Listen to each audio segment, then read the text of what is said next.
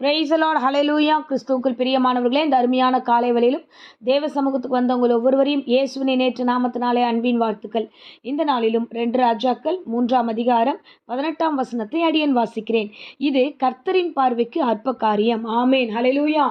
அருமையான வார்த்தை பாருங்க. தேவனுடைய பார்வையில எல்லாமே அற்ப காரியம். ஸோ இன்றைக்கு நம்முடைய வாழ்க்கையில பல பிரச்சனைகளை நாம் பார்க்கிறோம், பல காரியங்களுக்குள்ளாக கடந்து செல்கிறோம். ஒவ்வொன்றும் நம்முடைய பார்வைக்கு எப்படி தெரியும்னா, இது ரொம்ப பெரிய விஷயமா இருக்கு, இது எப்படி முடியும் அப்படின்ற சில காரியங்கள், குழப்பங்கள் நமக்குள்ள வரதுனால நம்ம சோர்ந்து போயிடுறோம். அந்த சூழ்நிலையில நம்ம எது நம்ம கிட்ட வந்து என்ன சூழ்நிலைகள் யார் என்ன பேசினாலும் அதுக்கு ரிப்ளை என்னவா இருக்கும்னா, இவ்வளோ பெரிய விஷயம் என்னால் முடிக்க முடியாது, இந்த காரியம் என்னால் நடத்த முடியாது, ஸோ எங்கள் வீட்டுக்கும் இதுக்கும் சம்மந்தமே இல்லை, இதெல்லாம் நடக்கவே நடக்காது அப்படின்றது நெகட்டிவான வேர்ஸ் எதெல்லாம் இருக்குமோ அதெல்லாம் நம்ம பேச ஆரம்பிச்சிடுவோம். ஏன்னா ஒரு காரியத்தின் போக்கை பார்க்கும்போதே, ஐயோ இது ரொம்ப பெரிய மேட்டராக இருக்குது, இது எப்படி பண்ண முடியும், இந்த சப்ஜெக்ட் எப்படி முடிக்க முடியும், இல்லை இந்த வீடு காரியத்தை எப்படி ஒழுங்குபடுத்த முடியும், வேலையின் காரியத்தை எப்படி ஒழுங்குபடுத்த முடியும், ஏன்னா இது ரொம்ப பெரிய விஷயம் அப்படின்னு நம்ம நினைக்கிறோம். ஆனால் வேதத்தின்படி பார்த்தா இது கர்த்தரின் பார்வைக்கு அற்ப காரியம். நமக்கு பெருசாக இருக்கிறது கடவுள் பார்வைக்கு ஒன்றுமே இல்லை. ஆமென், ஹல்லேலூயா. ஒரு சின்ன எக்ஸாம்பிள் பாருங்களேன். இப்போ நம்ம வீட்டில் இருக்கிறோம், நமக்கு பிள்ளைங்க இருக்காங்கன்னு சின்ன பிள்ளைங்களும் சரி நம்மளும் சரி, பெரியவங்க செய்கிற வேலைகளை நம்ம கேஷுவலாக அதை செஞ்சுட்டு போயிடுவோம், ஒரு வேலையும் வீட்டு வேலைகளை. ஆனால் சின்ன பிள்ளைங்க அவங்க செய்யும்போது யாரையாவது பார்த்துட்டு அவங்க வந்து எப்படி சொல்லுவாங்கன்னா, நான் இன்னைக்கு வீட்டில் இந்த வேலையெல்லாம் செஞ்சேன் தெரியுமா அப்படின்னு அந்த சாதாரண நிகழ்வுகளை சின்ன விஷயம் அவங்க ரொம்ப பெருசாக பார்ப்பாங்க. அந்த பார்வை, அவங்க அணுகுமுறையில் நான் ரொம்ப கஷ்டப்பட்டு செஞ்சேன், இது இவ்வளோ இதுவாக இருந்தது, அப்படி இருந்துச்சுன்னு ஒரு பெரிய காரியமாக அவங்க பேசுவாங்க. ஆனால் அதே வேலையே பெரியவங்களாகிய நாம செய்யும்போது அது நம்ம பார்வைக்கு அது அற்ப காரியம். இதை போய் இவ்வளோ பெருசாக பேசுகிறாங்க பாரு, ஒன்றுமே இல்லை, அது அவ்வளோ சின்ன விஷயம் அப்படின்னு நம்ம நினைக்கிறோம். இதே மாதிரி தான் நம்ம வாழ்க்கையில் நம்மளுடைய பிரச்சனைகளில் நாம் பெரிய விஷயமா பேசிக்கிட்டு இருக்கோம். கர்த்தர் மேலேருந்து பார்க்கும்போது இது ஒன்றுமே இல்லை, இது அற்ப காரியம் என்றது ஆண்டவர் ஆகிய இயேசு கிறிஸ்து பார்த்து கொண்டு இருக்கிறார். ஆமென், ஹல்லேலூயா. ஸோ அற்ப காரியம்னா என்னென்னா, இதெல்லாம் ஒரு மேட்ரா, இதெல்லாம் ஒரு விஷயமா, ஏன் நீங்கள் வந்து பயப்படுறீங்க, ஏன் பயப்படுறீங்க, இது என் பார்வையில் ஒன்றும் இல்லை அப்படின்றத கர்த்தராகிய தேவன் இந்த காலை வேளையில் சொல்கிறார். ஒரு வேளையில் இந்த பிரசங்கத்தை கேட்கிற அருமையானவர்களே, ஏதாவது பிரச்சனை கொடுத்து குழப்பமாக இருக்கீங்களா, பயந்துட்டு இருக்கீங்களா, இந்த ரிப்போர்ட் எப்படி வரும்னு தெரியல, ஆண்டவரே இந்த விஷயம் எப்படி மாறும் தெரியல, ஆஃபீஸில் இந்த காரியம் எப்படி முடிக்க போகிறேன்னு தெரியலன்னு ஒரு பயத்தோட பதற்றத்தோட எதுலையாவது மாட்டியிருந்தீங்கன்னா பயப்படாதீங்க. தேவ பார்வையில் இது அற்ப காரியம். அவரை நோக்கி பார்க்கிறவர்களை கர்த்தர் கைவிடவே மாட்டார். ஆமென், ஹல்லேலூயா. பார்த்தீங்கன்னா சில பிரச்சனைகள் எல்லாம் பிசாசால உருவாக்கப்படுகிறது. நம்ம லூக்கா 9ஆம் அதிகாரம் 38-39 வசனங்களை நம்ம வாசிச்சோம்னா, அங்கே ஒரு மனுஷனுடைய பிள்ளை வந்து, ஒரு வாலிப வயதுள்ள ஒரு பிள்ளை வந்து பிசாசின் பிடியினால் அவன் மாட்டியிருக்கான். அந்த பிசாசு என்ன பண்ணுதுன்னா, அவனை அலக்கழிக்குது, அவனை உருக்குலைக்காக்குது, அவனை வந்து உயிரோடு விடாதபடிக்கு அவனை தீயிலையும் தண்ணீரிலையும் தள்ளி விடுது, என்னென்னமோ பண்ண பார்க்குது.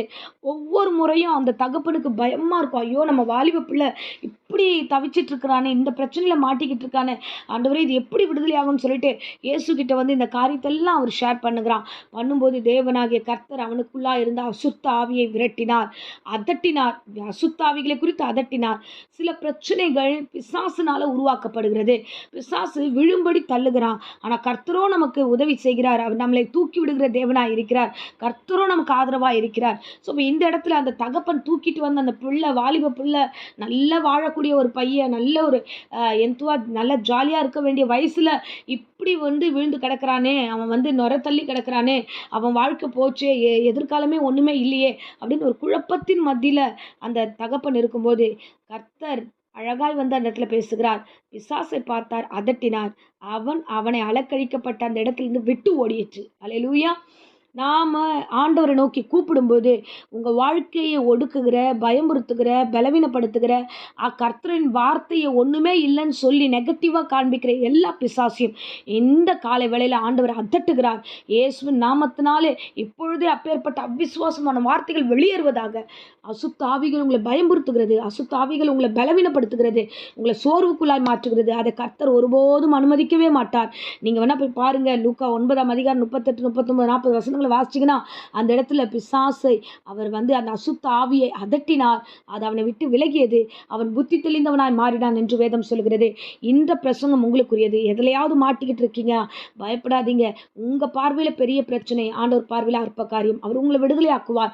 ஸோ பலவீனப்பட்ட சூழ்நிலையில் பலத்தை கர்த்தர் கொடுக்க வல்லவராக இருக்கிறார். எவருடைய மகளுடைய வியாதி மரண அவஸ்தையில் இருப்பா, அந்த குழந்தையை போய் கர்த்தர் சிறு பிள்ளையை போய் எழுப்புகிறார்.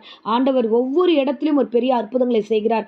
பேதுரு ஆண்டவர் சமூகத்தில் வந்து கேட்குற, ஆண்டவரே ஏசப்பா நீரே தேவனானால் இந்த ஜலத்தின் மேல் நானும் நடக்கணும், தண்ணி மேலே நானும் நடக்கணும் அப்படின்னு அவன் விருப்பப்படுறான்.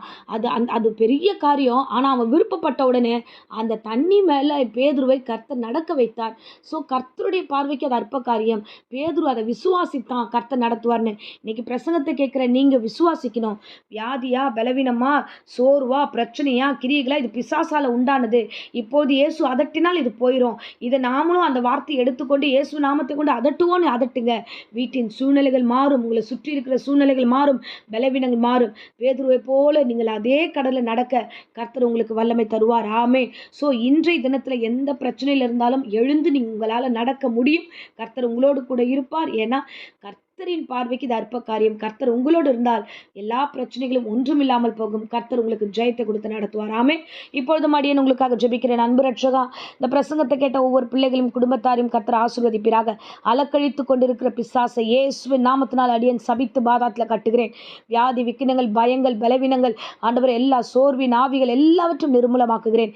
கர்த்தர் பெரிய காரியங்களை செய்து இந்த குடும்பங்கள் எல்லாம் விடுதலையாக்கி வழி நடத்துவீராக. உம்முடைய பார்வையில் பிள்ளைகளுடைய வாழ்க்கையில் நடக்கிற பிரச்சனைகள் அற்ப காரியம். ஆண்டவரே, நீர் பெரிய காரியங்களாக செய்து இந்த பிள்ளைகளை விடுதலையாக்கும். வியாதி, விக்கினங்கள், பலவீனங்கள் மத்தியில், சோர்வின் மத்தியில் இந்த பிரசங்கத்தை கேட்டுக்கொண்டா எல்லா வியாதியும் நீங்கட்டும். இயேசுவின் நாமத்தினாலே நான் சபித்து கட்டுகிறேன். சுகத்தையும் பலத்தையும் ஆரோக்கியத்தையும் கர்த்தர் கட்டளையிட்டு தொடர்ந்து வழி நடத்தும். இயேசுவின் நேற்று நாமத்தில் ஜெபிக்கிறோம் நல்ல பிதாவே. ஆமேன்.